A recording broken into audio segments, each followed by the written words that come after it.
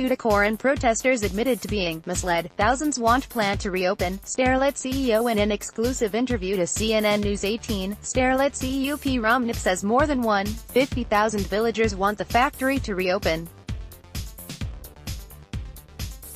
Chennai, Sterlite Copper, part of global multinational Vedanta Group, is suffering its longest shutdown since 2013, when it was ordered close operations following a gas leak. After a smooth 5-year sail, the company headed by billionaire Neil Agarwal witnessed a major setback in May this year when 13 people were killed and scores injured in violent, anti-Sterlite protests that rocked the southern city of Tuticorin in Tamil Nadu, fueling a debate on sustainable industrial development. In an exclusive interview to CNN News 18, Sterlite CEO P. Ramnath says the company should have been given a chance to be heard before the plant was shut down, adding that villagers in Tuticorin were misled to participate in protests. Can you tell us the impact of the sudden closure of Sterlite on the downstream industries? We have various products like copper, sulfuric acid, phosphoric acid, slag and gypsum. We have several customers who are dependent on us. The shutdown has had an enormous impact. There are copper customers in Coimbatore and these are small customers. Some of them have had to shut down. Some of the bigger ones had to resort to imports and their margins have been hit. If you talk about sulfuric acid, the prices have gone up by 3 to 4 times because of the shutdown, as we were the major suppliers of the product in this region. For Southern Petrochemical Industries Corporation, SPIC Limited, we were major supplies. They had to start importing sulfuric acid. All this has had a ripple effect and is detrimental in the long run. At a national level, do you believe the copper demands can be managed from the 2 remaining local factories after the closure of Sterlite? Total demand for copper in India is 650,000 tons per annum. Although the production capacity is 10 lakh tons per annum, we used to export.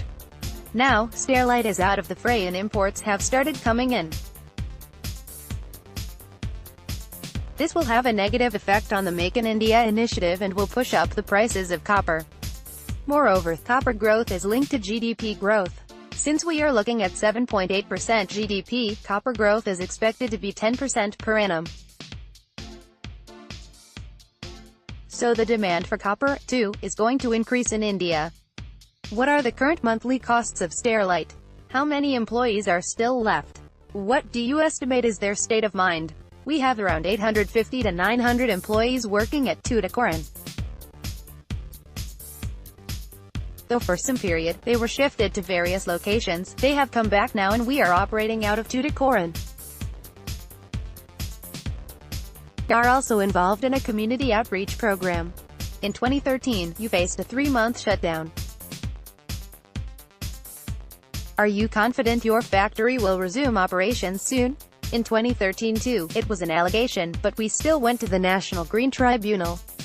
The NGT appointed an independent committee comprising Central Pollution Control Board (CPCB), Tamil Nadu Pollution Control Board (TNPCB), and 2 IIT professors. This committee visited the plant 3 times, spent 4 to 5 days and did an extensive study of all our processes. Only after that did they allow us to operate the plant in their presence for about a week, checked all the parameters and made sure that there was nothing wrong. The NGT had said that it was not a polluting plant then and won't be one in future. It was a strong statement based on facts. In the current situation, we are not a polluting company. In the last 5 years, there have been no complaints from villages, no show cause notice from the Pollution Control Board. We had our annual shutdown in March. In that period, we found that the situation erupted out of the blue. We feel that there has been nothing wrong in terms of the various environmental parameters.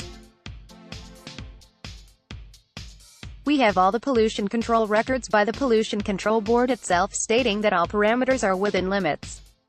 We feel that we are on strong ground, and we are hopeful that we should be able to get a favorable judgment from the NGT this time. We should see how the law takes its own course. Do you think the state government should have heard you before issuing a government order?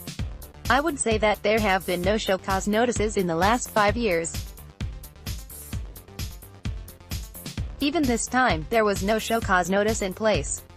We got closure order by the Pollution Control Board and thereafter the closure order by the government itself.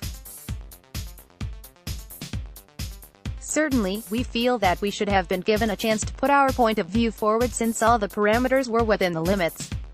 Sadhguru in his interview to CNN News 18 said protests are not the only solution and that investments won't come to Tamil Nadu if there are protests.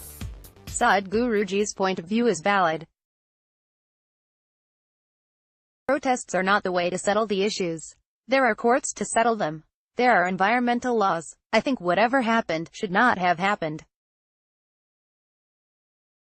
We are open to verification to anyone who wants to see our records. Did you anticipate the violence? Did you seek protection ahead of the May 22nd incident? We anticipated some kind of violence because there was a lot of irresponsible activity on social media which we brought to the attention of authorities, based on which we moved the High Court for protection of our assets. I think we are well within our rights to ask for protection.